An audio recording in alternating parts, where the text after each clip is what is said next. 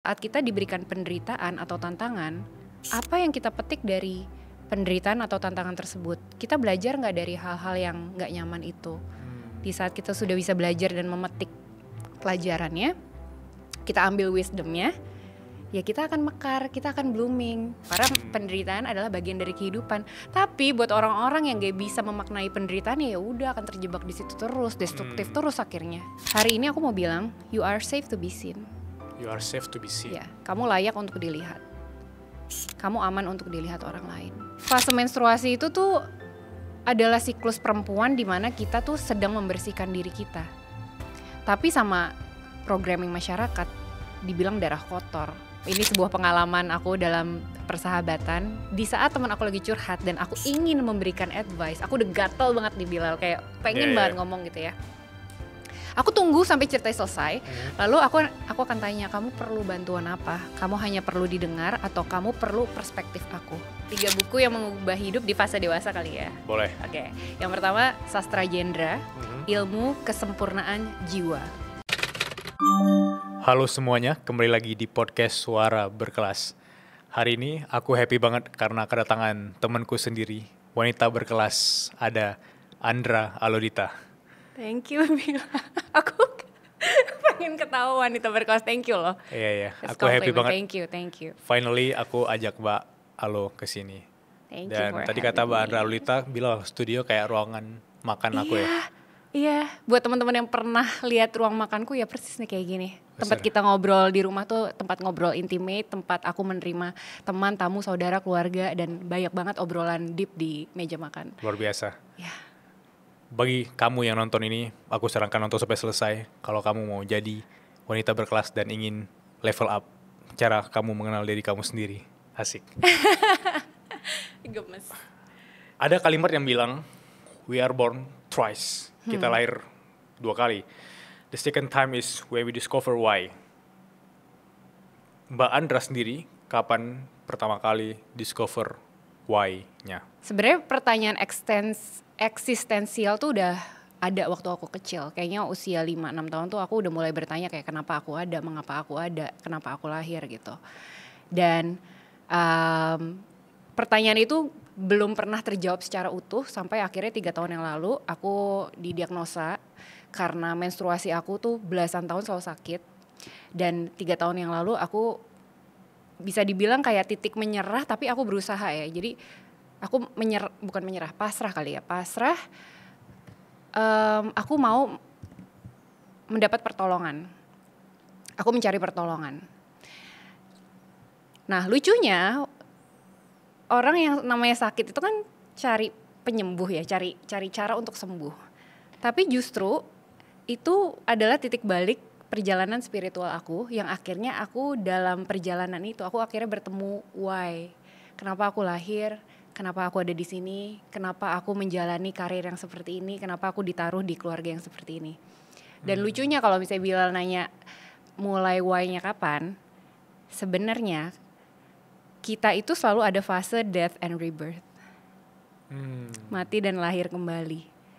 Bahkan setiap hari, begitu kita tidur, besok bangun pagi itu kita hidup kembali. Doa bangun tidur juga, doa sebelum tidur aja kan dengan nama Allah, aku hidup dan mati. Yep. Ya kan artinya itu. Jadi why-nya ini aku discover terus saat usia dewasa dan terus bertumbuh. Jadi why-nya mungkin kayak oh ya aku mau jadi manusia kreatif misalnya ya. Terus nanti dia tumbuh lagi manusia kreatif yang apa? Terus nanti dia muncul lagi akhirnya jadi sebuah kayak struktur yang akhirnya aku bisa lihat oh ya ini alasan aku kenapa aku hidup hingga hari ini. Yeah. Kalau kamu kapan? Ada fase death and rebirth. Ya. Kapan perasaannya mati, kapan kita terlahir kembali. Which is reinvention di hidup aku itu ketika aku benar-benar nggak tahu harus melanjutkan hidup ini dari sisi mikir karirnya kah, kesehatannya kah, atau aku mau ngejar uangnya doang kah. Itu ketika 4 tahun lalu.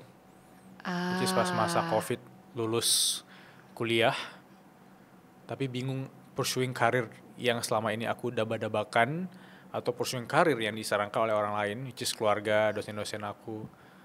Tapi ini sangat prestigious yang disarankan oleh mereka, dan karir aku mungkin gak ada apa-apanya di mata orang lain gitu. Tapi di mata aku itu menarik. Balik lagi kalau kita sedang mencari kenapa kita hidup atau kenapa kita perlu menjalani hidup, akhirnya suara orang lain itu bisa mengalahkan yang di sini ya. Bener. Di hati. Mengalahkan, benar. Akhirnya kita balik lagi ke diri kita, oh ya, this is why I'm here gitu. Dan ada rasa yang mungkin nggak kelihatan di apa ya, kalau kita lihat di kasat mata nggak kelihatan bahwa ini tuh ada getarannya gitu. Yang indah sekali, dan akhirnya you're here. Congrats. Aku akhirnya mengambil jalan untuk memilih suara hatiku sendiri, walaupun sangat-sangat tidak nyaman, dan meninggalkan lingkungan yang selama ini aku merasa tidak fulfill. Tapi terima kasih Bilal versi 4 tahun lalu, dia gak nyerah. Benar. That's the moment where I find myself, reinvention, and I found my why. Mbak Andra juga pernah ceritain tentang the 7-year cycles of life. Setiap 7 tahun manusia mengalami perubahan besar dalam hidupnya ya. Cara pikir, relasi, kesadaran. Boleh ceritain nggak pengalaman Mbak Andra sendiri dari 7 tahun fase perubahan itu? Oke, aku akan cerita dari awalnya dulu ya. 7-year cycles ini aku belajar dari Rudolf Steiner, seorang filsuf dari Austria. Sebenarnya siklus 7 tahun ini beliau kaitkan dengan astrologi. Tapi aku akan jelasin secara lebih singkat aja ya. Jadi 0 sampai 7 tahun, 7 sampai 14, 14 sampai 21, 21 28, 28 35, 35 42 dan seterusnya sampai 84 tahun. Nah, setiap 7 siklus itu ada perubahan-perubahan ya, kayak tadi mind, body, and soul. Yang menariknya mungkin kalau misalnya disambungin ke teman-teman suara berkelas gitu ya, yang nonton dan kita berdua. Fase 21-28 itu energi kita lagi memuncak. Rudolf Steiner mengaitkan ini dengan energi matahari, di mana energi benar-benar di puncak, hangat, vitalitas tinggi, fisik kita kuat banget, dan banyak banget ide-ide yang keluar dari diri kita. Dan kita mulai bisa mematangkan identitas kita. Nah, usia 28 ke 35, 28 ke 35. Jadi, ini usia yang mulai matang lagi. Mulai matang, mulai merasa, agak rumit ya ternyata kehidupan dewasa gitu. Dan mulai memikirkan hal-hal yang bukan hanya tentang diri sendiri dan keluarga, tapi juga orang-orang di sekitar kita. Mungkin komunitas, mungkin tentang RT RW. Mulai besar gitu ya lingkupnya. Nah, di fase usiaku nih Bilal sekarang 35 ke 42. Itu aku shock banget pas kemarin mau diundang Bilal, aku baca lagi kan pelajarannya. Wow, crisis hits. Krisis identitas. Dan di usia 35 ke 42 ini, di usiaku sekarang dan bagaimana aku memulai perjalanan spiritualku, itu memang masa-masa transisi yang sulit karena banyak sekali kejadian yang di luar kontrol kita. Tiba-tiba misalnya ya, bisnis tutup, bangkrut, perceraian, pengkhianatan, dan masih banyak lagi yang kejadian yang di luar kontrol kita. Yang akhirnya apa? Di usia 35 ke 42 ini, Rudolf Steiner bilang, ini akhirnya secara tidak sadar memaksakan kita untuk kembali ke diri kita, kembali ke panggilan jiwa kita, dan terkoneksi dengan spirit. Tuhan, divine source, semesta, sang maha sumber, apapun itu teman-teman nyebutnya. Saat kita kembali ke sang maha sumber gitu ya, ke Allah, kita jadi punya pertanyaan kan, ya Allah kenapa aku dikasih krisis yang seperti ini ya? Kok aku ngerasa karirku sudah bagus, tapi kok aku ngerasa gak bahagia menjalankannya? Kok definisi orang sukses tuh begini, tapi kok aku merasa aku gak mengejar sukses? Yang akhirnya kalau aku simpulkan, di usia 35 ke 42 ini adalah saatnya kita balik lagi ke pertanyaan-pertanyaan mendasar dan definisi apa itu sukses, apa itu sehat, apa itu bahagia, dan apa itu yang teman-teman selalu pikirin gitu. Dan saat kita punya definisi sendiri-sendiri nih, kayak apa itu sehat bagi Andra, tapi mungkin bagi Bilal beda ya. Definisi suksesnya Andra juga beda sama Bilal. Saat kita kembali ke definisi kita jadi ingat, oh ternyata aku hidup punya makna yang sendiri ya. Punya tujuan hidup sendiri dan misi jiwa sendiri. Kalau kita bisa melampaui ini, kita akan lebih ajak dan bisa dibilang ada namanya spiritual pruning. Pruning. Ya. Pruning tuh kalau di konteks tanaman itu lagi ini loh Bilal, kayak dipotong-potong dahannya, lagi dirapihin pohonnya supaya si pohon ini semakin sehat dan semakin kuat. Tapi di segi spiritualitas, konteksnya adalah kita lagi di shape ulang. Ibaratnya seorang pemahat sedang memahat karyanya. Lalu ia akan memahat lebih detail lagi supaya karyanya indah. Jadi apapun yang tidak selaras dalam diri kita, hal-hal yang gak memberdayakan, itu akan dicopot-copotin oleh semesta. Makanya waktu 3-4 tahun yang lalu aku kayak berani meninggalkan profesiku sebagai content creator karena aku sedang di fase spiritual pruning. Aku sedang dipahat ulang. Aku sedang dipoles ulang supaya begitu aku selesai dipoles gitu ya, selesai dipahat gitu, karyanya jadi indah dan bisa bermanfaat untuk banyak orang. Walaupun ya mungkin kalau anak-anak zaman sekarang bilangnya aduh sakit banget ya. Iya. Ya, that's the definition of spiritual pruning. 21 sampai 28 tahun di mana semua orang itu punya ambisi besar, mungkin karirnya bisa aja memuncak, aspirasinya luar biasa. 28 sampai 35 mungkin kita sudah lebih matang, nggak hanya memikirkan tentang diri sendiri, memikirkan orang sekitar kita, komunitas atau lingkungan yang tempat kita tinggal. 35 sampai 42 di mana kita mulai menyadari ada titik yang kita pertanyakan tentang diri kita sendiri, ada krisis identitas. Aku lagi di fase yang pertama. Pengen punya sesuatu yang aku bisa banggakan untuk aku sendiri, punya value yang ingin aku sebarkan gitu. Tapi di titik mana kemudian Bilal ini harus mempelajari atau kayak dia harus menampar dirinya sendiri bahwa Bil kayaknya lu terlalu menggebu-gebu dan segala macam, atau apakah itu biasa aja atau nggak apa-apa Bil, atau aku harus nunggu 28 tahun untuk kemudian benar-benar matang gitu. Itu kan menurut studi ya 28 tahun, tapi what do you think? Balik lagi ke pertanyaan tadi, definisi makna sukses versi Bilal apa. Lalu cek lagi energi manajemen kita gimana. Bilal ngerasa sehat gak kalau misalnya syuting podcast 3 kali dalam seminggu? Bilal merasa nyaman lari 2 kali seminggu atau 5 kali seminggu gitu. Dan akhirnya definisi ini akan sangat berbeda karena setiap manusia punya kapasitas, energi, kemampuan, bakat alami yang berbeda-beda. Dan refleksi aku saat aku belajar lagi tentang 7-year cycles of life ini, jadi ada satu orang, aku lupa siapa, dia bilang saat kita tidak bisa melampaui satu fase ke fase lainnya, artinya kalau zaman sekarang mungkin bilangnya kalau inner child kita nggak diberesin, dia akan muncul di fase dewasa gitu ya. Benar. Nah ini sama kayak gini, saat kita nggak beresin identity crisis kita di usia 35-42, nanti akan muncul saat kakek-kakek atau nenek-nenek gitu. Iya. Jadi perlu kesadaran untuk melampaui hal-hal yang sudah terjadi dalam hidup kita. Artinya mungkin bahasa gampangnya adalah saat kita diberikan penderitaan atau tantangan, apa yang kita petik dari penderitaan atau tantangan tersebut? Kita belajar nggak dari hal-hal yang nggak nyaman itu?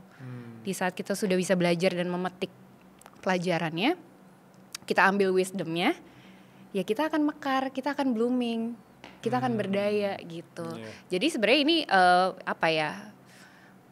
patokan nggak patokan ya.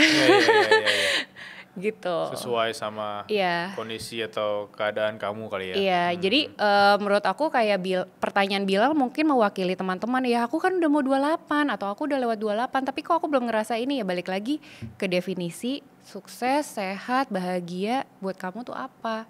Karena setiap orang beda-beda, balik lagi ke inward, ke refleksi diri. Kalau aku beneran bingung tidak tahu definisi suksesku seperti apa, cara menggali jati dirinya sendiri, versi Mbak Alo gimana?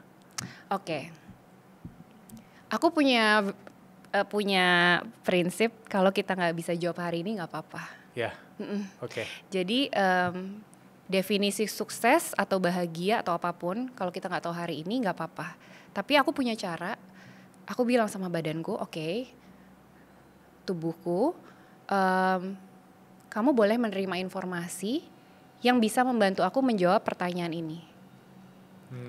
Biasanya nanti aku dipertemukan nih dengan orang-orang yang sukses, orang-orang yang mungkin aku lagi mencari definisi bahagia, aku melihat, wow, bagaimana seorang mertuaku kok bahagia sekali ya setiap hari gitu, dan menikmati masa tua. Atau misalnya kita lihat pedagang gorengan di pinggir jalan, bagaimana ya dia udah jualan gorengan belasan puluhan tahun tapi kok dia bahagia gitu.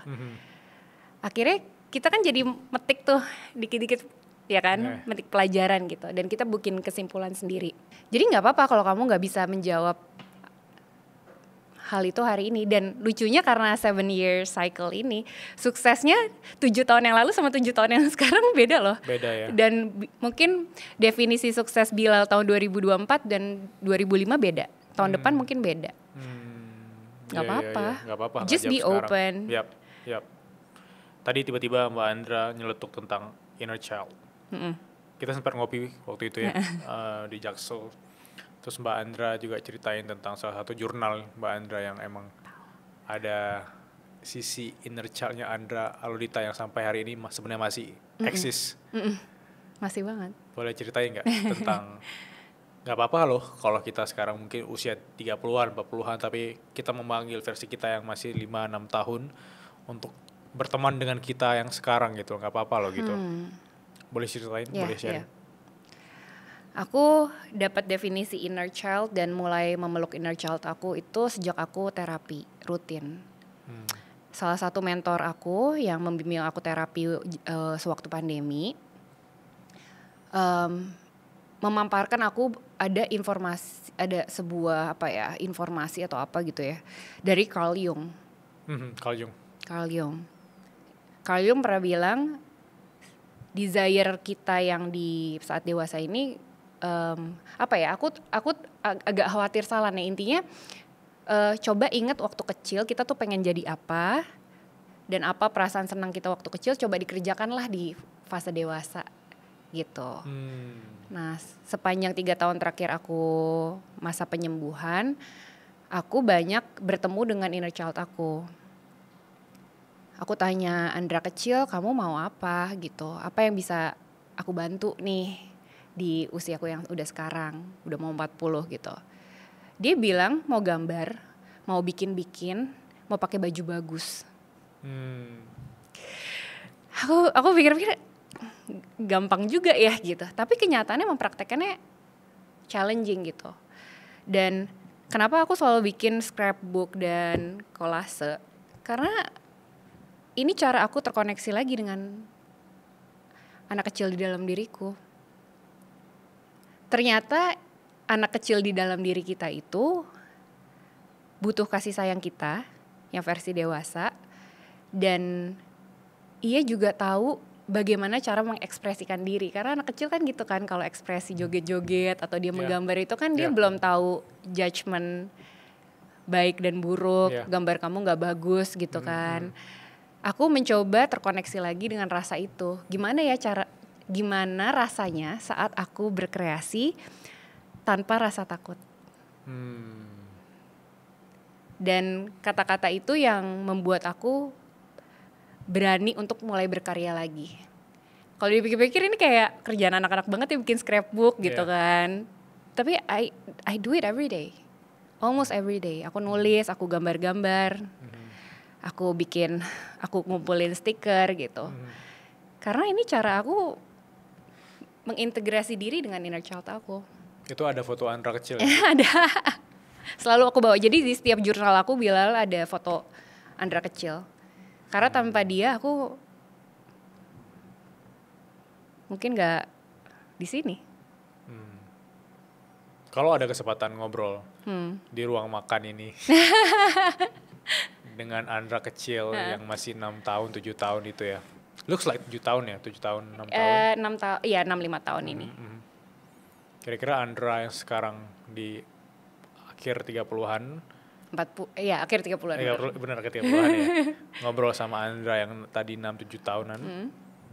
Kalian mau ngobrolin apa di meja makan ini? Aku udah banyak ngobrol sama dia. Ini juga cara aku ngobrol sama Andra kecil. Tapi hari ini aku mau bilang, you are safe to be seen.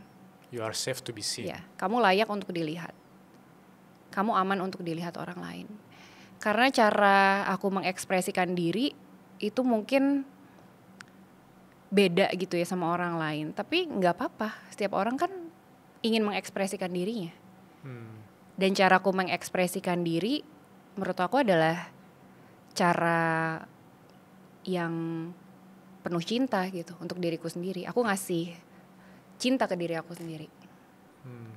You are safe to be seen. Kamu layak. Kamu aman dan layak untuk dilihat orang. Gimana? Menarik ya obrolan tadi. Sebelum kita lanjut, aku cuma mau bilang kalau podcast kali ini disponsori langsung oleh Linkit. Linkit adalah website builder yang bikin kamu punya website keren tersendiri dan bisa jualan digital produk dan hasil ratusan juta dalam waktu sebulan. Jadi bagi kamu yang penasaran, langsung aja bikin Linkit. Apakah ada luka masa kecil dari seorang Andra kecil yang kemudian sampai sekarang dia masih pakai tas luka itu? Yang aku tahu saat ini nggak ada. Wow, alhamdulillah. Mungkin akan ada muncul. Dia bisa datang mendadak ya? Iya. Karena manusia sekompleks itu, aku juga kurang bisa menjelaskan karena untuk menyembuhkan inner child aku masih dibimbing oleh terapis sampai saat ini. Oh really? Ya. Dan bisa dibilang sudah sembuh dan aku lagi lebih fokus ke ancestral healing, menyembuhkan garis leluhur. Tapi itu ngobrol di di lain waktu ya. Iya, nggak bisa di sini ya. Iya. Too deep, wow, too heavy. Iya. Gimana caranya proses penyembuhan dari luka lama itu? Kalau memang sudah pernah menghadapi fase itu. Karena bagi teman-teman yang nggak tahu juga, karena aku temannya Mbak Alo, aku tahu gimana prosesnya Mbak Alo dari fase penyembuhan sakit beneran. Sakit. Yang udah sesakit itu loh. Sesakit itu. Boleh ceritain ke kita, bagi teman-teman yang mungkin lagi di fase mungkin sakit yang sama, gimana caranya sembuh dari luka mental dan luka fisik seorang Mbak Andro, kalau Dita.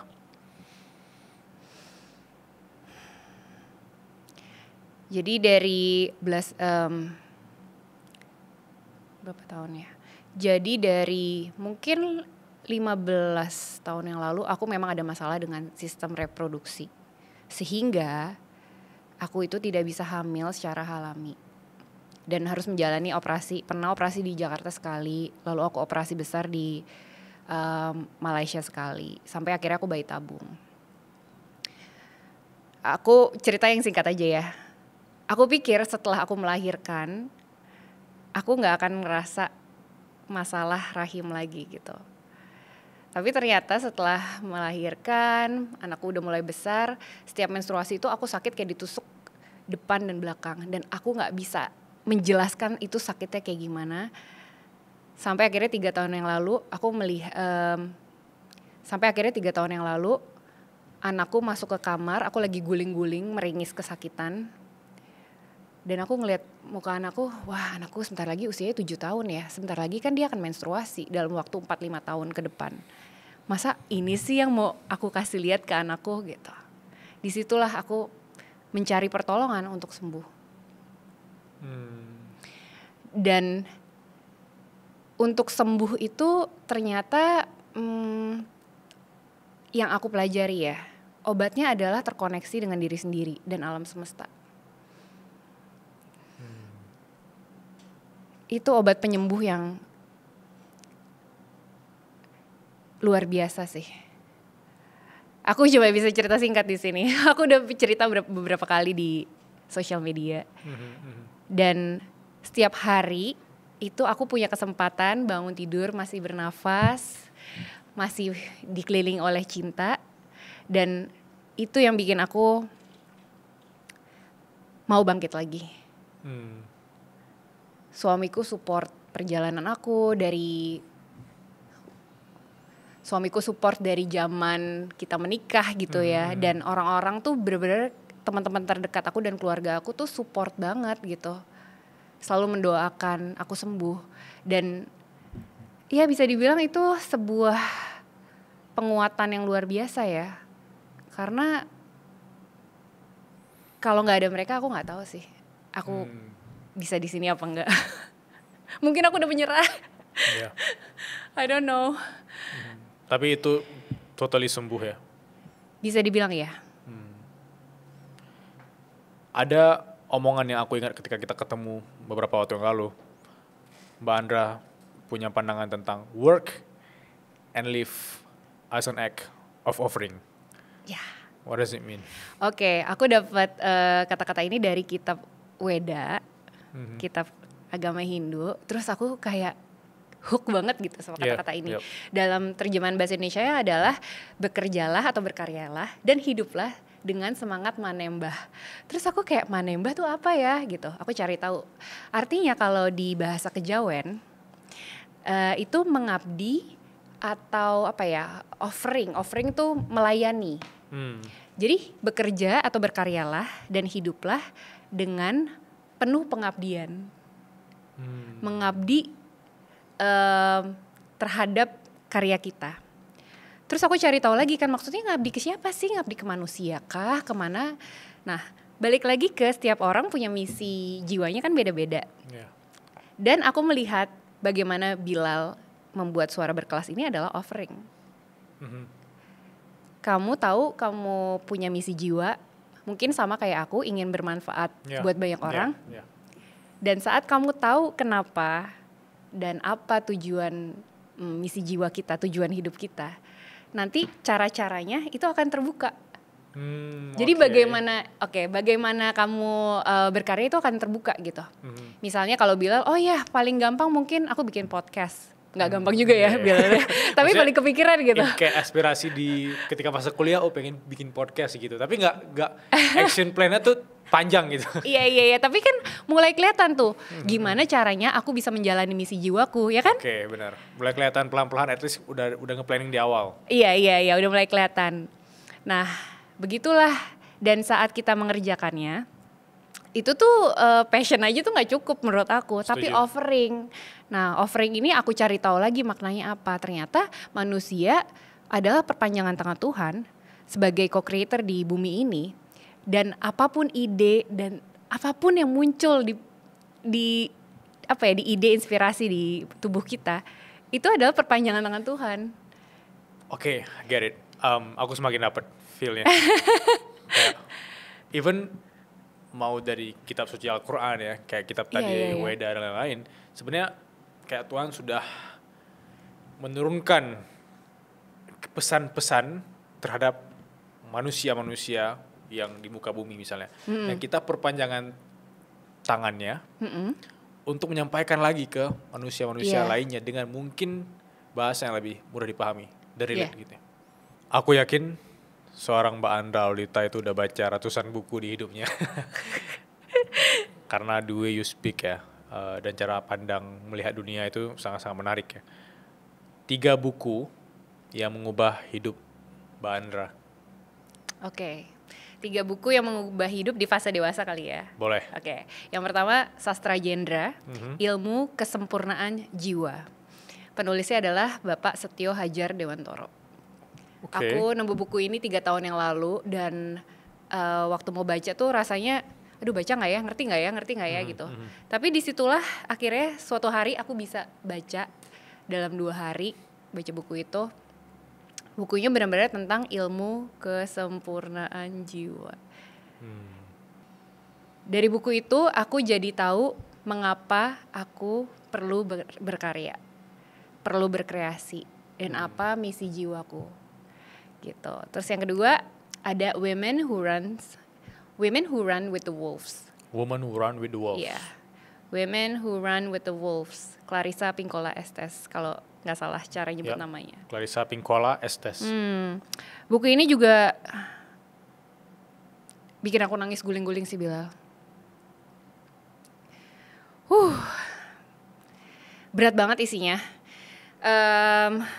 Tapi aku jadi tahu bahwa banyak sekali yang aku repress gara-gara aku baca buku itu. Aku nangis guling-guling karena kecil, ngeraung-ngeraung. Suamiku nemenin cuman ngelus-ngelusin aku. Besoknya lupa. Okay. Tapi ternyata buku itu sangat men-trigger aku karena di buku ini ada satu bagian yang bilang bahwa perempuan itu sudah direpress suaranya dari zaman dulu. Bagaimana patriarki merepress suara perempuan, bagaimana society itu bilang perempuan itu gak boleh punya suara dan sebagainya. Wah, aku luar biasa nangis-nangis. Oke, lanjut.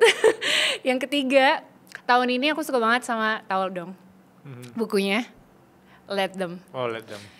Udah baca? Udah setengah. Nah, kalau dibanding dua buku yang tadi aku cerita sih sebenarnya ini buku yang paling santai, tapi aku ngerasa toolsnya lagi sangat dibutuhkan oleh orang-orang di sekitar aku. Setuju. Let Them. Gitu. Dan aku juga tahu buku Let Them Mel Robbins itu dari Fardiandi, dan Fardiandi tahu dari Mbak Andra. Ngeracunin suruh baca buku. Dan Mbak Andra DM aku waktu itu kan. Iya. Ternyata di tempat ini udah ada bukunya, karena aku udah cari di berbagai tempat. Oh iya. Aku cari di berbagai tempat dan waiting list.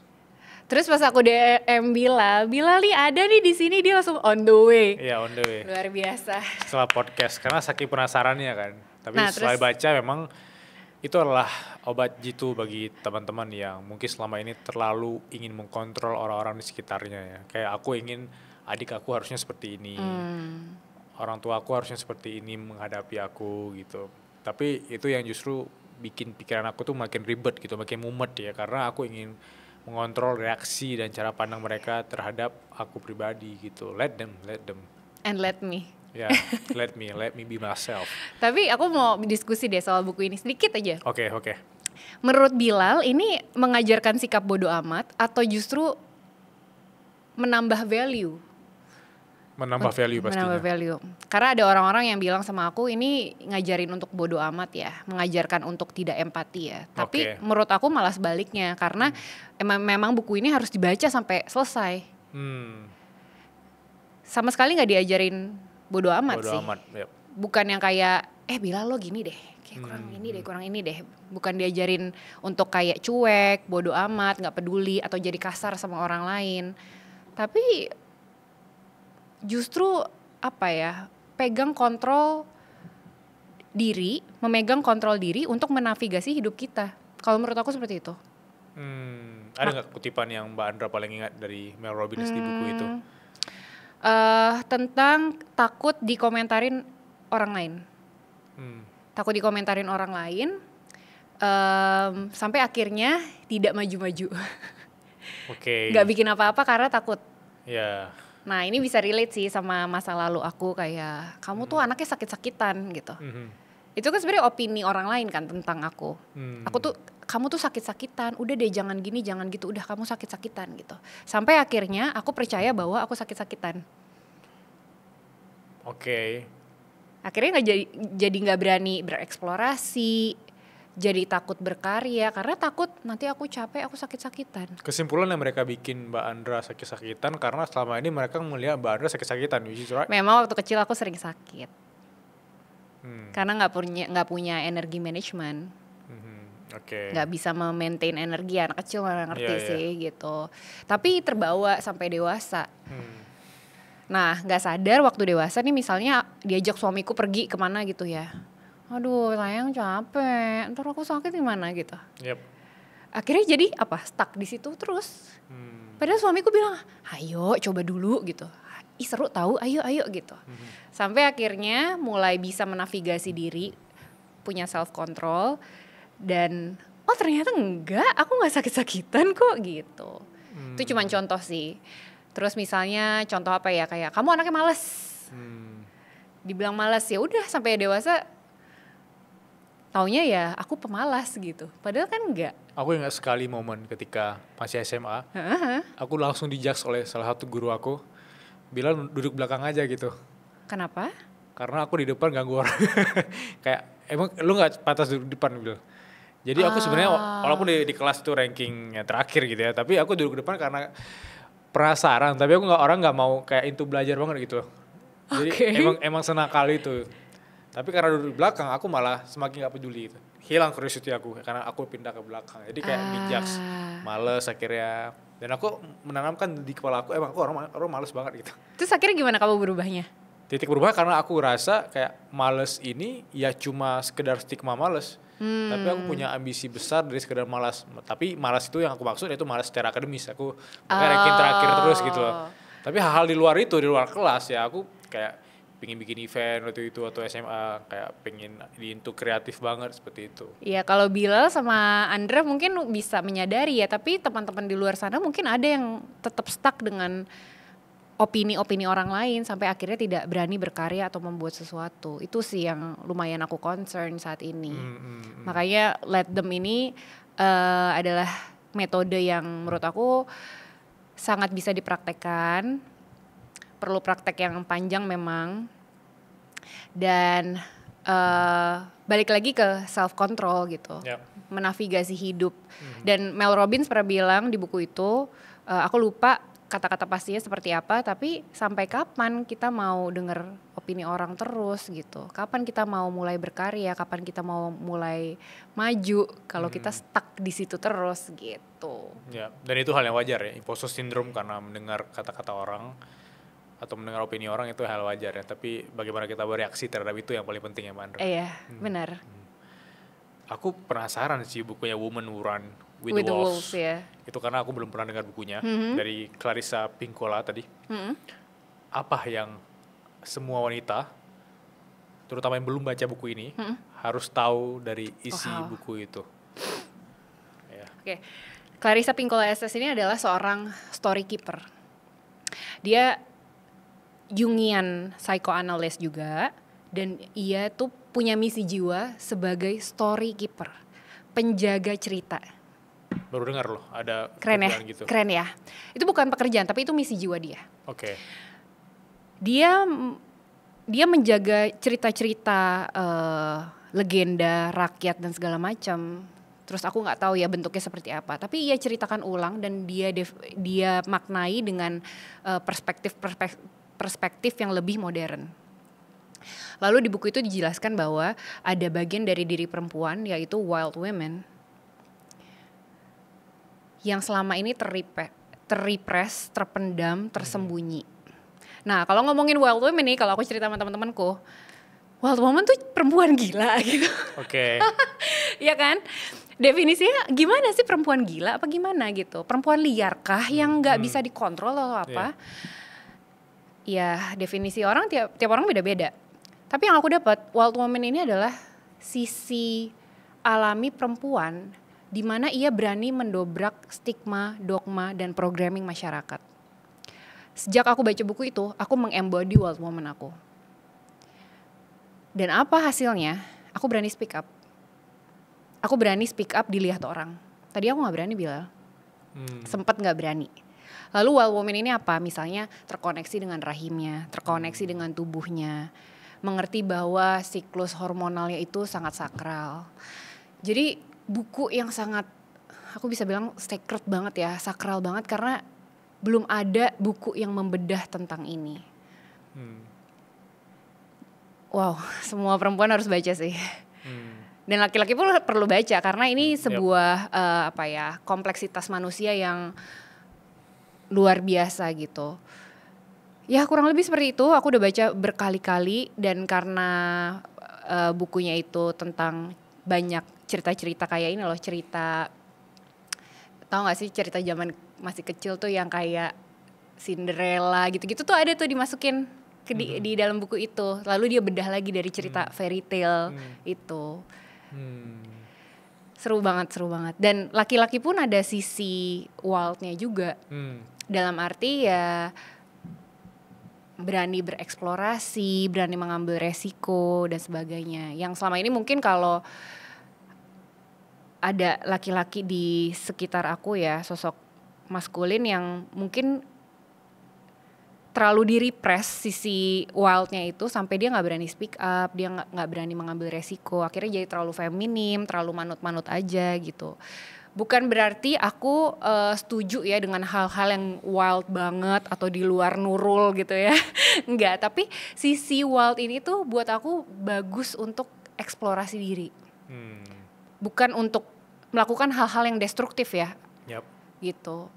Jadi lebih wildnya ini konteksnya adalah eksplorasi diri gitu. Aku tadi kepikiran ketika ngomongin tentang buku yang kedua tadi. Ada momen ketika aku masih kecil ya, ketika melihat mama aku itu kayak sakit perut dan segala macam. Aku nggak paham itu menstruasi ya, aku nggak paham tuh. Tapi kenapa ya mama kayak setiap bulan tuh sakit, terus kayak minta tolong ayah gitu ya. Terus aku nggak paham. Dan ketika beranjak dewasa, ketika aku punya teman wanita, pasangan aku, memahami ibu aku semakin paham kenapa wanita mungkin bersikap seperti ini. Ada sisi hormonnya yang kayak Mbak Andra pernah ceritain, kayak dulu dalam sebulan sekali ya wanita ya, ada momen sebulan sekali. Kalau pria aku lupa berapa setahun sekali atau gimana. Boleh ceritain nggak bagian yang dimana setiap wanita itu ada momen seperti itu memang agar orang-orang yang nonton ini ya itu bisa saling memahami gitu ya. I love this topic. Aku cuma ingin menggali seperti itu. Iya nggak apa-apa. Thank you Bilal for bringing this up karena nggak banyak figur maskulin yang mau mendalami soal ini. Perempuan itu dikaruniai oleh 4 fase hormonal. Dalam 1 bulan ada 4 fase, bayangin. Folikuler, ovulasi, luteal, dan menstruasi. Saat fase luteal itu di mana mungkin yang teman-teman tahu perempuan-perempuan itu kayak perempuan gila, marah-marah terus, cranky, makanya banyak. Itu kan programming juga. Tapi sebenarnya di fase luteal ini itu adalah fase archetype wild woman sedang ada di dalam diri perempuan. Tapi wild woman itu apa sebenarnya? Wild woman ini lebih ke konteks bahwa ia ingin menyuarakan apa yang selama ini di-repress dalam dirinya. Makanya apa? Kalau nggak tahu apa yang mau diomongin, stuck di sini, akhirnya yang keluar jadi marah-marah. Aduh, masalah kecil aja dipermasalahkan gitu kan. Karena sebenarnya ia ingin menyampaikan sesuatu, tapi tersumbat di throat chakranya. Gak bisa mengeluarkan dengan kata-kata, akhirnya jadi marah-marah. Lalu fase menstruasi itu adalah fase death. Artinya perempuan setelah fase menstruasi itu lahir kembali. Jadi ini fase menstruasi itu tuh adalah siklus perempuan di mana kita tuh sedang membersihkan diri kita. Tapi sama programming masyarakat dibilang darah kotor, dibilang inilah itulah segala macam. Padahal itu fase yang sakral sekali. Bilal tahu kenapa aku sembuh? Enggak. Tanpa medis. Karena aku mengembody 4 fase ini. Sejak aku mengembody 4 fase ini, aku hidup dalam siklus 4 fase hormonal aku. Aku sembuh. Segitu kekuatan tubuh kita tuh segitu luar biasanya. Nah, kalau laki-laki bedanya sama perempuan, laki-laki itu energinya memuncak saat matahari terbit. Lalu dia akan menurun saat matahari terbenam. Aku pernah dengar laki-laki itu ada fase cave. Aku gak mau bilang ini fase menstruasi ya. Ini lebih ke fase wintering kalau aku bilang. Oke, kita bayangin musim dingin. Kalau musim dingin main bola dan lari di luar gimana Bilal? Rasanya? Tidak menyenangkan. Oke, apa yang kamu bayangin kalau musim dingin? Di rumah menghangatkan diri. Ya, sebenarnya itu, wintering tuh seperti itu. Kita balik lagi ke inward, ke diri sendiri, kita beristirahat, mengambil jeda.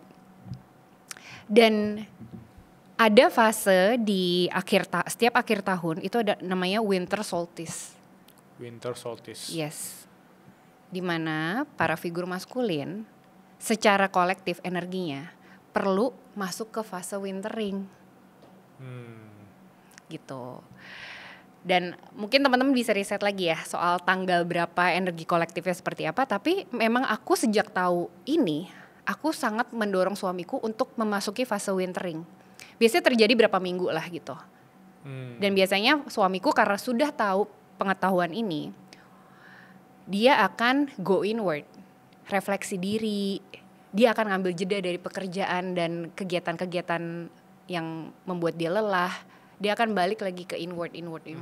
Nah, perempuan pun seperti itu. Saat fase menstruasi, kembali ke dalam diri. Saat istirahat, saatnya kembali ke being, not doing. Being, not doing. Yes.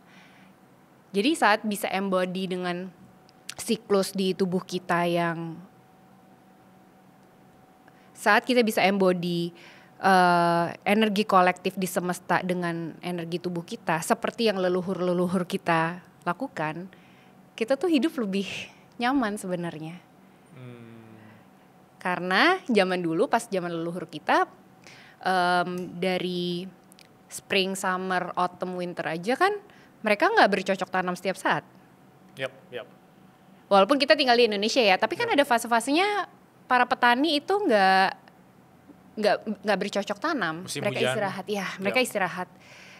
Itu kayak apa ya? Kayak wisdom dari leluhur sih. Nah, manusia-manusia modern bagaimana? Ya, nggak bisa. Nggak istirahat kan? Ya. Karena ada tuntutan, dan tuntutan ini yang bikin siapa? Society.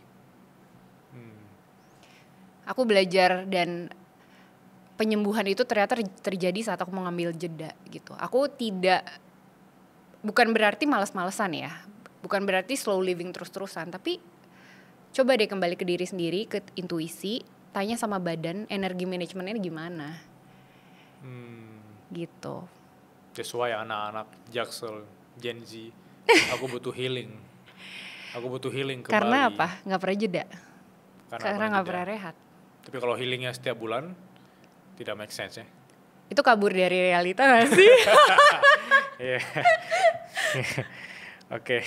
Tapi yang menjadi permasalahan teman-teman suara berkelas selama ini yang sering masuk di DM aku, cara ngeset boundaries dengan orang-orang yang selama ini kayak ingin narik kita ke bawah atau ingin kita di lingkungan mereka terus gitu, ingin kayak mengontrol kita gitu.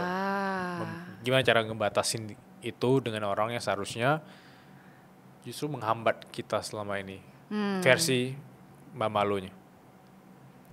Versi aku membuat batasan sehat, perlu tahu dulu nilai-nilai yang kita pegang tuh apa aja. Misalnya, ada kan orang-orang yang nggak suka dibercandain yang terlalu receh gitu, misalnya. Tapi ada teman kantornya misalnya terlalu bercanda itu terlalu kasar, pakai kata-kata kasar dan sebagainya. Mungkin kalau kita nggak punya batasan, kalau aku di posisi itu, aku akan kayak malas gitu. Tapi menghindar terus. Saat kita punya batasan sehat, saat kita tahu bahwa aku nggak terima tuh bercandaan dengan kata-kata kasar atau kata-kata jorok gitu ya, kita akan bilang, aku nggak nyaman deh dengan bercandaan seperti itu, yang bawa-bawa fisik atau menggunakan kata-kata kasar misalnya. Aku nggak toleransi hal itu. Sebenarnya sesimpel itu, dan kamu kadang nggak perlu jelasin sih kenapa kamu nggak nyaman gitu. Tapi balik lagi ya itu, perlu tahu dulu kita nilai-nilai yang kita pegang apa. Contoh kalau aku ya punya batasan, aku itu tidak mentoleransi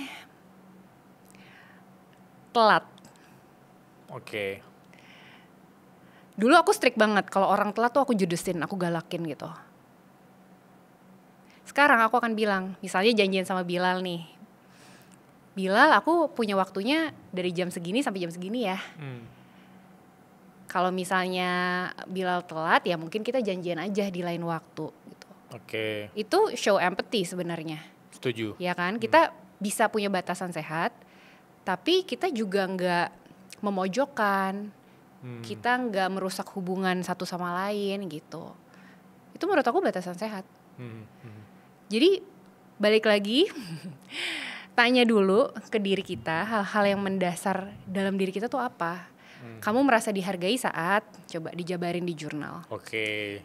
Kamu merasa divalidasi saat titik. Ada kalanya aku juga bilang sama beberapa teman aku kayak, maaf ya aku gak bisa mentoleransi hal ini. Tapi gak berarti aku habis itu putus hubungan dengan mereka. Justru hubungan kita makin kuat karena kita jadi bisa menyesuaikan dan adaptasi dengan satu sama lain gitu. Dan saat kita bisa respect, karena kita punya batasan yang sehat ya, orang akan respect kita. Dan percaya gak percaya ya Bilal, sejak aku punya self respect, orang-orang yang dulu suka menginjak aku layaknya keset, udah gak ada yang kayak gitu. People respect. Dan aku respect juga dengan orang lain. Karena aku percaya bahwa setiap orang yang aku temui itu punya batasan yang sehat. Dan I respect them. Dan itu juga tentang integritas seorang Mbak Andra kan, untuk kemudian ketika ada orang yang mau menginjak kita gak bisa diinjak lagi. Tapi kalau kamu gimana dengan batasan sehat kamu? Misalnya kayak aku pernah dengar Bilal pernah bilang gak bisa pergi malam atau apa ya, aku lupa. Oh iya, aku dulu dari kecil memang gak bisa pulang di atas jam 10 kalau bisa. Kayak aku, mama bilang kayak boleh keluar malam, tapi kalau pulang di atas jam 10 malam, mama gak biasain atau mama gak izinin gitu terus untuk jadi kebiasaan gitu. Oke, tapi misalnya Bilal yuk temenin aku posting lagi, temenin aku syuting gitu. Bilal temenin aku syuting yuk, please banget gitu. Tapi jam 10 malam mulai syutingnya. Coba kamu akan menjawab apa? Di versi Bilal yang masa kecil waktu itu, ya otomatis ya, mama gak bolehin, tapi aku pengen gitu. Iya. Tapi di versi Bilal yang sekarang, akunya sendiri emang gak pengen, jadi maaf aku emang harus tidur jam segitu soalnya besok pagi harus nge-gym jam 6 pagi misalnya. Tapi gak perlu pakai minta maaf loh. Gak perlu minta maaf, karena kamu gak membuat salah. Nah itu tuh batasan sehat, self respect tuh juga gitu. Orang Indonesia kebanyakan ya, dari yang aku lihat tuh kebanyakan minta maaf dulu. Maaf ya, punten ya. Gitu. Punten ya hubu gitu ya. Jadi gak apa-apa, itu bagian dari kultur. Aku juga bagian dari culture, aku juga masih suka kayak gitu. Cuman sebenarnya kalau kita gak bikin salah, kita gak perlu bilang maaf gitu. Bilang aja, aku besok gym, jadi aku tidak memungkinkan nih keluar malam. Ganti yuk ke besok siang, lebih enak kan? Jadi saying no itu juga ada teorinya, ada caranya. Tapi kan syutingnya jam 10 malam, cuma jam 10 malam syutingnya. Ceritanya. Jadi biasanya kalau aku nih diajak pergi malam, aku sama kayak Bilal, jam 10 udah ngantuk gitu. Aku saying no terus kalau diajak pergi malam. Akhirnya aku bilang, aku tuh gak mau pergi malam, ketemunya besok aja yuk, siang yuk, atau weekend gitu. Tapi kita ngapain, gak pergi malam. Jadi aku memberikan opsi. Dan itu sehat buat hubungan aku dengan temanku atau keluargaku. Karena aku memberikan opsi. Gitu. Berarti itu bukan saying no, tapi saying yes but ditunda. Dengan opsi yes, kan. Benar, kita saying no with an option, benar. Atau delay kali ya. Iya semacam itu. Itu sebuah trik komunikasi yang akhirnya menyelamatkan kita, menyelamatkan aku pada banyak hal sih. Jadi dibanding aku saying no, aku akan menawarkan hal lain. Karena sebenarnya aku percaya bahwa di dunia ini tuh banyak posibilitas yang banyak sekali. Tapi karena kita udah say no, akhirnya kayak optionnya cuma satu deh, padahal ada 5 option misalnya. Oke, menarik. Jadi saying no tapi kasih opsi yang lain. Saying yes, tapi kasih opsi yang lain. Ya kayak tunda aja untuk besok atau tunda delay waktu. Tapi bisa aja sih, kalian bisa saying no untuk hal-hal yang mungkin secara posibilitas itu menghambat kalian. Itu aku setuju. Iya. Itu kayak kita itu bisa, biasanya orang mengambil satu kesimpulan based on dia punya experience kan. Misalnya Mbak Andra, Mbak Andra ajak aku, nanti sore misalnya kita olahraga bareng. Tapi terakhir aku olahraga bareng sama Mbak Andra, itu aku malah kayak kurang fit kalau olahraga sore. Jadi ketika diajak lagi, the best way is saying no kan. Iya. Nah ini balik lagi kalau ke tubuh kita, karena aku tuh selalu apa-apa nanya ke badan. Tanya dulu ke badannya gimana, energi levelnya gimana. Cara nanya gimana? Tanya ya sama badan, kira-kira dari 0 sampai 10 energiku hari ini berapa ya? Aku lagi ingin bersosialisasi atau ingin rehat? berikan pilihan-pilihan ke tubuh kita. Jadi saat Bilal ngerasa capek banget tapi dipaksa untuk party misalnya, tapi energi yang nggak ada ya, kayak apa ya? Kayak ya udah nggak hadir di situ gitu. Dan itu adalah problemnya anak awal 20-an sih, yang emang mereka takut yang akan dijauhi oleh lingkungannya gitu ya. Benar. Akan didiskualifikasi lah dari circle gitu. Iya, tapi kalau dipikir-pikir ya, tadi balik lagi ke pembahasan kita di awal, 7-year cycles of life, energi lagi memuncak tapi dipakai buat sesuatu yang destruktif, sayang banget. Setuju. Gitu. Akhirnya mulailah bikin batasan sehat untuk diri sendiri ya, untuk menghormati diri sendiri. Karena kamu akan ditemukan oleh teman-teman dan orang-orang yang juga akan menghormati kita. Oke. Tiba-tiba keingat 7-year cycle of life tadi. Ada orang yang kayak 21 sampai 28 35. Itu di fase 21 sampai 28-nya itu kayak beneran semangat banget, gue mau coba experience apapun, even yang destruktif kayak tadi bisa aja merusakkan diri dia, nggak apa gue coba. Ntar ada fasenya gue kayak taubat atau fasenya gue kayak tertampar, ntar nggak party lagi, ntar 28 deh, mungkin ada fasenya gue nggak ngerokok lagi, mungkin di 28 ada seperti itu kan. Iya aku juga kayak gitu dia nunggu timingnya nanti. Padahal tidak ada kata telat kalau untuk mengubah cycle itu. Misalnya di awal 20-an. Iya. Balik lagi kalau kita udah tahu kita tuh mau ngapain, gak bakal deh keseret-seret sama hal-hal yang destruktif. Intinya itu. Tapi kadang-kadang kita memang mesti ditabrak dulu, Bilal. Kayak dulu aku sempat gemuk banget, gak bisa ngontrol makan gitu ya. Destruktif banget, overweight lah, apa segala macem. Ya udah sampai akhirnya sakit-sakitan, baru deh akhirnya jaga makan.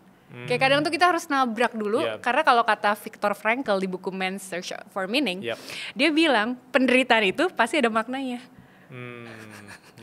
Selalu ada makna di balik penderitaan, dia bilang gitu. Karena penderitaan adalah bagian dari kehidupan. Tapi buat orang-orang yang gak bisa memaknai penderitaan, ya udah akan terjebak di situ terus, destruktif terus akhirnya. Gak belajar dari hal-hal yang merugikan untuk dia, ya akhirnya jadi menderita terus-terusan. Iya, dan itu tidak nyaman gitu. Kayak aku juga pernah baca buku itu, aku ingat kata-kata Viktor Frankl yang bilang bahwa kita membayangkan ke dokter gigi itu kayak sakitnya minta ampun gitu. Padahal ketika dicabut itu adalah akhir dari rasa sakit ya. Iya. Oh, aku punya satu ini nih yang biasa aku sering lakukan. Aku punya satu hal yang sering aku lakukan. Jadi gini, aku waktu diundang Bilal podcast, aku nervous. Oh really? Iya. Aku selalu nervous ngomong di depan umum. Tapi aku belajar melatih diri aku untuk memvisualisasikan menjadi diriku yang terbaik. Oke. Jadi sebelum aku berangkat, aku udah tahu nih, aku akan pakai baju ini, nanti di perjalanan lancar. Setiap detail yang aku akan jalanin, aku visualisasikan. Aku bayangin masuk ke gedung, ketemu Bilal akan greet aku, orang-orang di sini akan ramah sekali. Lalu begitu aku masuk podcast, aku ngomongnya lancar. Begitu seterusnya sampai aku pulang ke rumah. I do it every day. Almost every day. Wow. Bilal bayangin tiap pagi, aku mau lari berapa K, aku akan pakai baju ini, aku akan lari di sekitar Jakarta mana. Setiap detailnya, kamu mau makan apa, proteinnya berapa, minumnya apa, ketemu siapa, pulang ke rumah mau ngapain. Coba deh divisualisasikan detail dengan versi yang terbaik. Jadi lebih enteng. Wow. Aku nggak tahu ya itu namanya afirmasi, manifestasi, but I do it every day. Tapi kalau almost every day. Realitanya tidak sesuai dengan ekspektasi kita berimajinasi, apakah itu potensial kekecewaan yang lebih tinggi? Visualisasi, namun serahkan pada semesta. Aku saat memvisualisasikan nggak ada ekspektasi, jadi aku memvisualisasikan yang terbaik aja. Kalau misalnya memang di tengah-tengah ada kejadian di luar kontrol aku, ya nggak apa-apa. Okay. Anggap aja ini sesuatu yang aku belajar apa ya dari hal yang terjadi di depan aku gitu. Ada apa ya yang bisa aku ambil dari kejadian yang mengagetkan ini misalnya gitu. Tapi dengan memvisualisasikan setiap detailnya, aku jadi punya kepercayaan bahwa setiap detail kehidupan kita itu indah dan penuh makna. Visualisasikan boleh, ekspektasi juga boleh, tapi serahkan pada sang pencipta ya. Jalannya gimana ya, udah serahkan aja.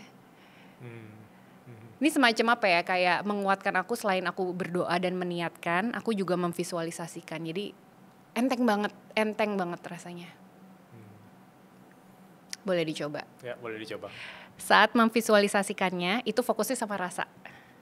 Oke. Fokus di rasa. Iya. Jadi apa rasa yang ingin didapat di hari itu? Oke, sekarang Bilal boleh bayangin, coba visualisasikan hal-hal yang Bilal akan lakukan besok atau beberapa hari ke depan dan fokus sama rasanya.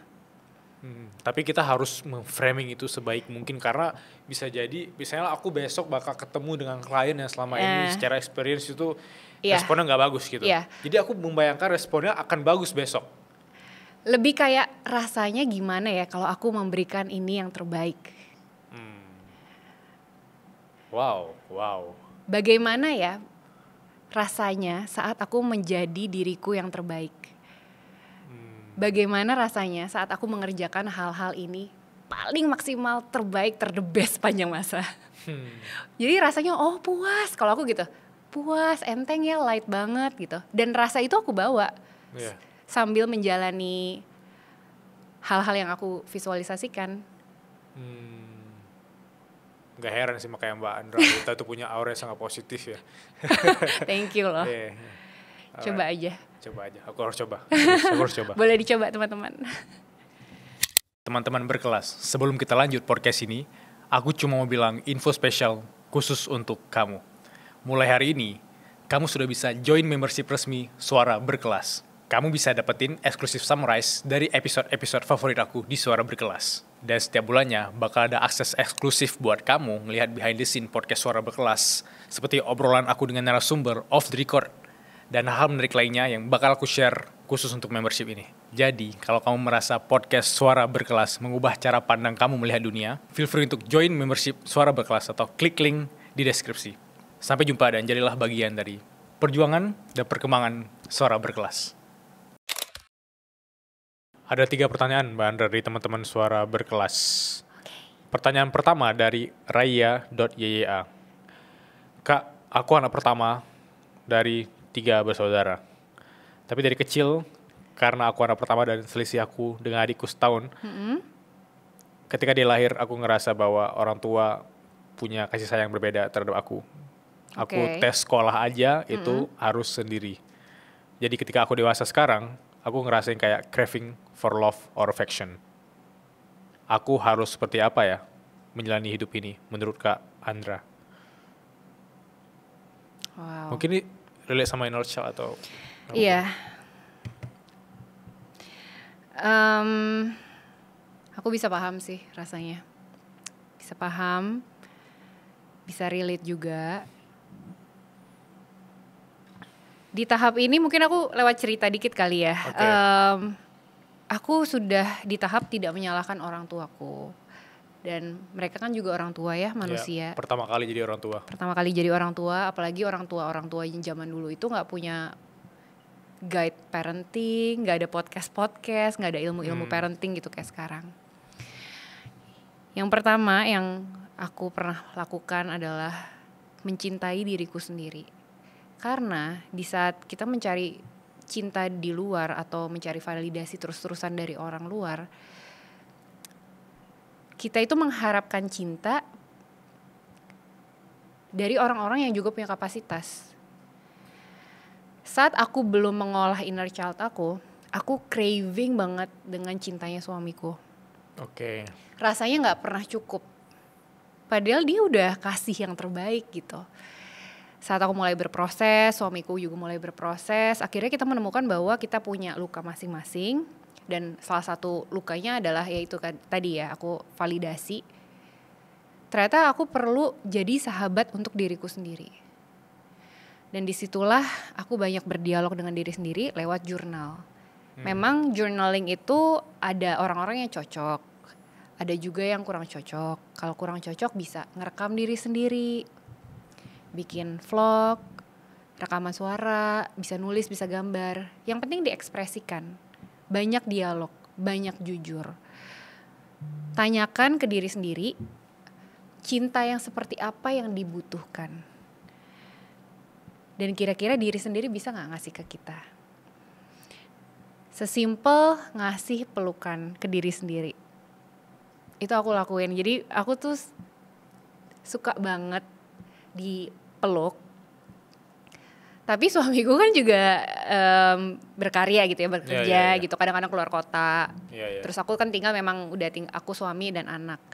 Yang bisa mengelus aku sesuai dengan ekspektasi aku ya diri aku sendiri. Jadi aku sering cara aku soothing gitu ya, secara aku menenangkan diri tuh aku sering ngelus-ngelus diri aku sendiri gini. Gitu. Karena aku waktu kecil suka diginiin gitu. Tapi kalau ada pasanganku aku akan minta tolong dong gitu. Jadi tahu dulu kebutuhan kita apa supaya kita bisa menyampaikan. Menyampaikannya ke siapa? Ke diri sendiri atau orang-orang terdekat kita. Dan menurut aku perjalanan self love itu balik-balik lagi mencintai diri sendiri sih. Kalau kita sudah bisa mencintai diri kita sendiri, orang lain juga bisa mencintai diri kita. Dan itu yang aku rasain, hidup penuh cinta karena aku mencintai diriku dan banyak sekali orang yang mencintai aku sekarang dibanding aku dulu waktu aku belum sayang sama diri aku. Ketika kita mencintai diri sendiri, orang lain juga akan mencintai diri kita. Iya, ini bukan suatu kepastian ya sebenarnya, tapi di saat kita udah berkomitmen untuk pasangan, kita open, kita vulnerable, oke, aku mau mencintai dan aku juga menerima untuk dicintai. Seperti itu. Dan ternyata cinta itu gak cuman sama pasangan yang saat aku dewasa ini ya. Dari teman-teman perempuan banyak sekali cinta. Dari orang-orang yang bahkan ketemu aku random, mereka juga sedang mengekspresikan cintanya dengan kayak bukain pintu, nawarin makanan. Jadi itu cinta bisa dari mana aja. Gitu. Wah, menarik sekali ya. Tapi dari sisi melihat cinta itu sebenarnya kita melihat dunia yang lebih indah kali ya. Iya, benar. Kita ke pertanyaan kedua, Mbak Andra. Dari My Flow Leslie. Kayaknya akun palsu kali ya, atau second account. Second account. Second account ya. Boleh tahu nggak, Kamalo kalau lagi di fase down banget dan hilang arah, apa yang harusnya kita lakukan, Kak? Nangis, gak ada yang bercanda. Yeah. Aku di fase down, aku masih sering, sesekali ya masih ada rasa ini. Kalau emosi itu Bilal, kita perlu kenal dulu emosinya apa. Pertama menyadari, kenal, menerima.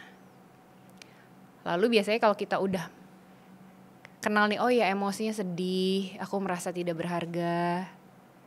Oh iya, aku terima emosinya. Kamu gak apa-apa, semua valid. Kenapa ngerasa gini? Baru kita jabarkan. Atau kita cerita ke terapis atau cerita lewat jurnal. Setelah itu tanya sama diri sendiri. Balik lagi, refleksi diri. Ada gak hal-hal yang bisa kita ubah dari diri kita? Agar kita gak terus terpuruk dengan emosi-emosi tersebut. Dan ini gak mesti dalam 24 jam tahu gitu. Gak mesti langsung dipecahkan hari itu juga, gak apa-apa. Kasih waktu, kasih jeda ke diri kamu sendiri. Dan berikan rasa aman untuk diri sendiri.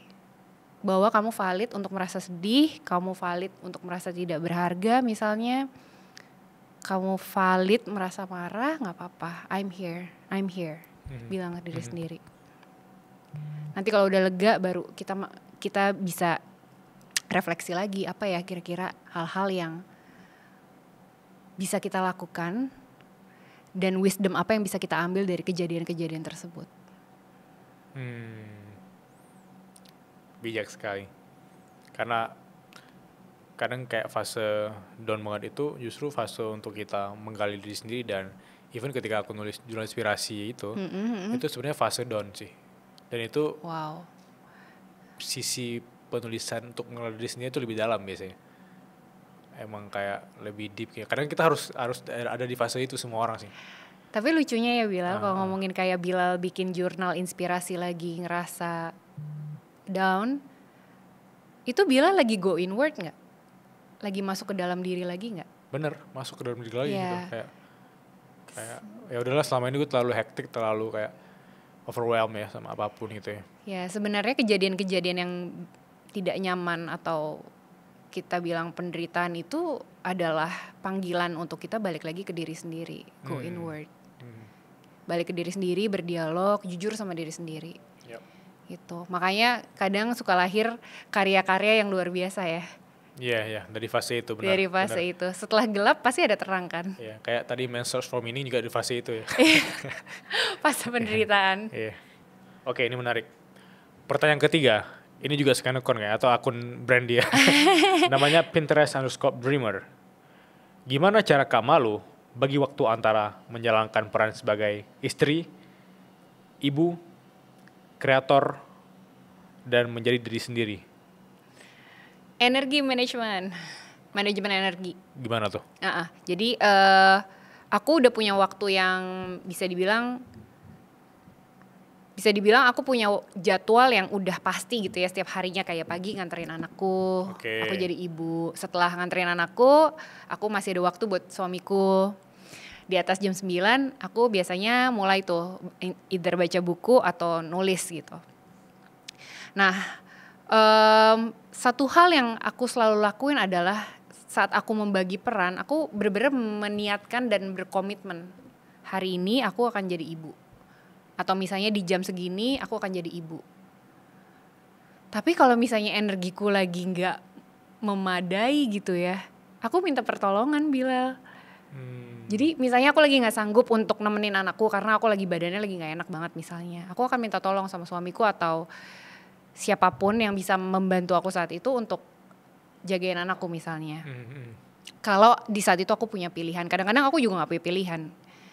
Lalu saat aku mau jadi creator atau misalnya untuk diri sendiri, biasanya aku niatin aja di dalam diri, aku hari ini mau me time.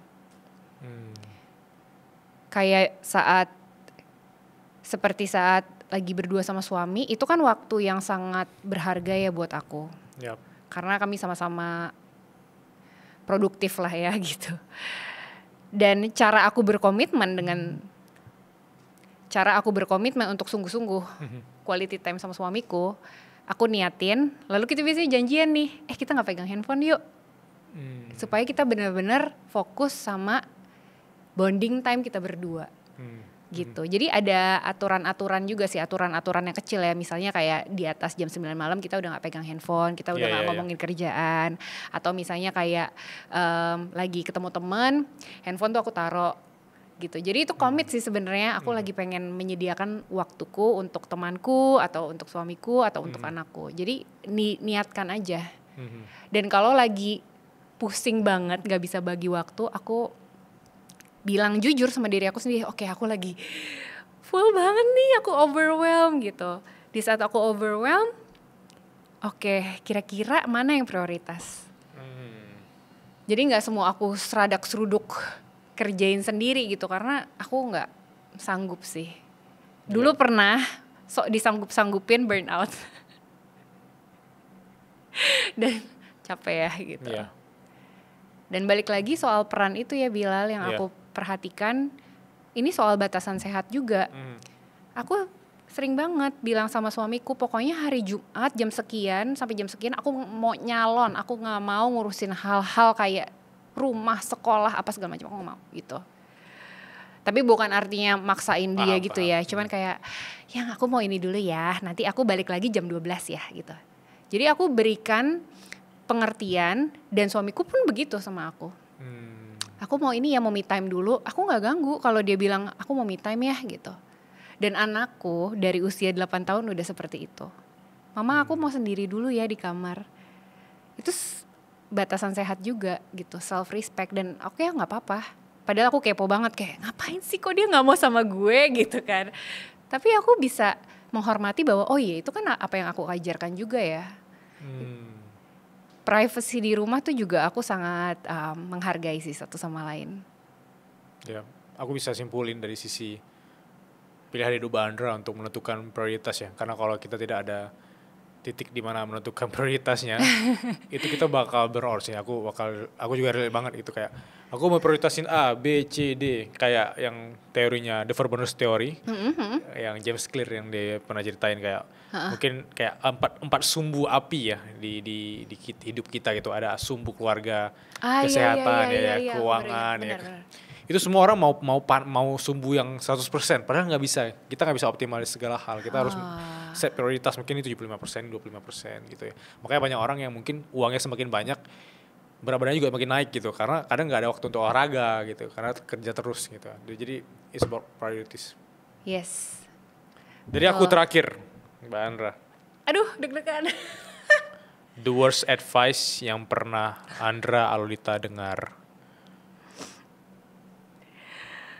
Banyak lagi. Iya. Kurang ibadah, kurang sedekah.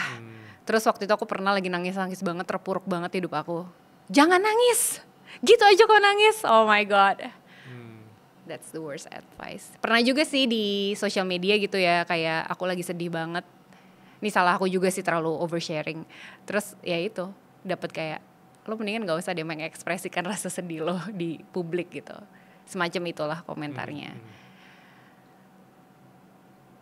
Tapi lucu ya, buat aku ya, aku pengen tahu juga pendapatnya Bilal. The worst advice itu akhirnya kita jadi tahu ya, kita nggak boleh ngasih advice itu ke orang lain, ya nggak sih? Oke. Aku setuju. Kayak ketika aku masih kuliah, paman aku itu kayak menyarankan aku untuk take the path that dia udah pursuing tapi dia gagal di situ. Dia paksa untuk aku di situ. Terus aku merasa risih, even kalau ketemu dia nggak ada bahan lain selain dia menyarankan aku untuk itu. Tapi beberapa tahun kemudian setelah aku menyadari bahwa dia itu punya trauma karena dia ditolak di tempat itu berkali-kali, sehingga dia ingin cari seseorang yang mungkin harus ngikutin path itu. Aku mungkin gagalnya di sini, kamu jadi harus